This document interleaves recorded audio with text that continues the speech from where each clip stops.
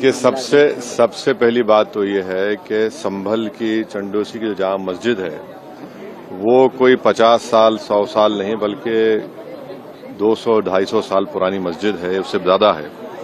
वहां पर कोर्ट की तरफ से बगैर मस्जिद के जिम्मेदारों को कमेटी को सुने उन्होंने एक एक्स पार्टी ऑर्डर पास कर दिया, वो गलत है। दूसरा ये है कि एक बार तो आपने गलत ऑर्डर दिया, सर्वे हो गया। दूसरा सर्वे जब किया आपने किसी को इत्तला नहीं दी। तीसरी बात यह है कि पुलिस का ये काम था कि मस्जिद कमेटी को कॉन्फिडेंस में लेते या वहां की पीस कमेटी को। चौथी बात यह है कि जो सर्वे करने लोग आ रहे हैं वो प्रोवोकेटिव स्लोगन्स लगा कर आ रहे हैं, वो वीडियो उसका है, पब्लिक डोमेन में है। और उसके बाद जो वहां पर वायलेंस हुआ जिसमें 3 मुसलमानों को गोली लगी, उनकी मौत हुई, हम इसका कंडेम करते हैं। ये फायरिंग नहीं बल्कि मर्डर है। और जब से बाबरी मस्जिद राम मंदिर का जजमेंट आया, जिस बात को मैं पर्टिकुलरली कह रहा हूं कि उस जजमेंट के बाद ये सब चीजें खुलेंगी और एक के बाद एक खुल रही हैं। एएसआई प्रोटेक्टेड मॉन्यूमेंट सब बातें कर रहे हैं, क्या एएसआई के कानून में नहीं है कि आप उसका रिलीजियस नेचर चेंज नहीं, कैरेक्टर चेंज नहीं कर सकते? किस बुनियाद पे कर रहे हैं ये?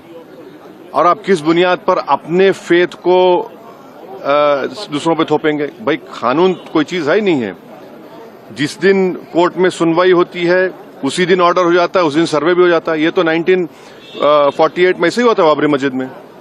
तो ये जो फायरिंग हुई है ये फायरिंग नहीं है, मर्डर है। और जो भी ऑफिसर्स इन्वॉल्व है उनको सस्पेंड करना चाहिए और एक सिटिंग हाईकोर्ट जज से उसकी इंक्वायरी होनी चाहिए। ये सरासर गलत है, जुल्म हो रहा है वहां पर। तो संभल में वहां के सांसद के एफआईआर दर्ज कर दिया गया। आप जिस पे चाहे कर लीजिए भाई, जिस पे भी चाहे कर लीजिए।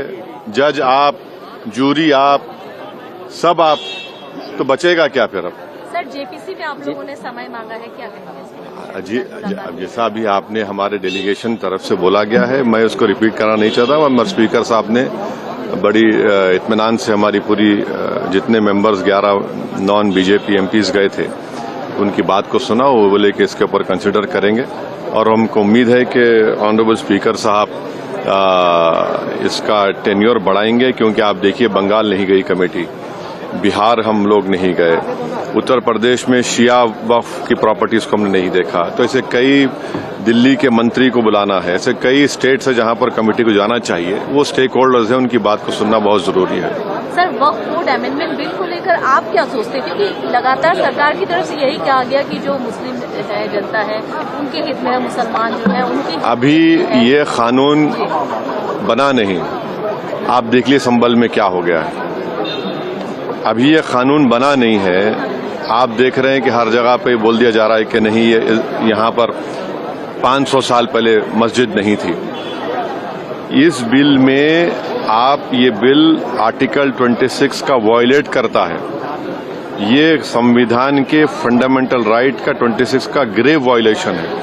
ये बिल कलेक्टर को इतने पावर्स दे रहा है कि कलेक्टर तय करेगा कि कौन सी वक्फ प्रॉपर्टी है नहीं है। ये कैसे होगा?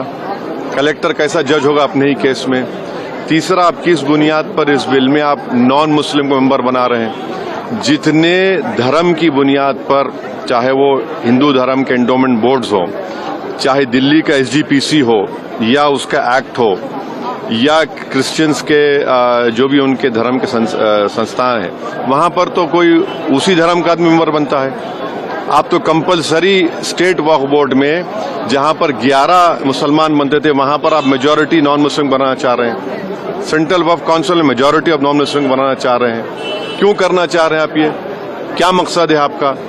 कलेक्टर को इतना पावर दे रहे हैं। तो ये आर्टिकल 26 का ग्रेव वायलेशन है और इसीलिए वक्फ को बचाने के लिए नहीं लाया जा रहा है। ये वक्फ को खत्म करने के लिए, और वक्फ बोर्ड को सिर्फ एक पोस्ट ऑफिस बना के रखना चाह रहे हैं। तो जो वक्फ की प्रॉपर्टी है वो गवर्नमेंट की दी भी नहीं है, इसको मुसलमानों की गाड़े खून की कमाई है, तो आप उसको छीनना चाह रहे हैं। और उतना ही मकसद है सरकार का। आप देख रहे हैं संभल में क्या हो रहा है, ऐसे ही और वाकयात होते रहेंगे।